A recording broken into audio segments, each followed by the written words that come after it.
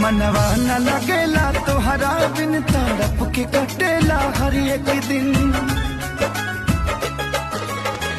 कहा जलवा चके परा के है अखिया के चस्का धारा के, हाँ अखिया के चस्का धारा की।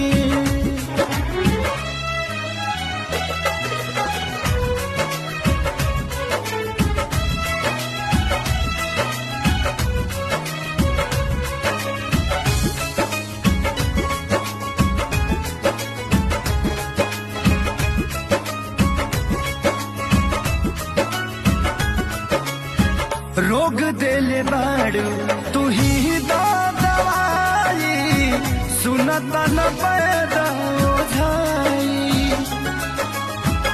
चाहत बराहत भेटा जाई हमके दहना ओढ़निया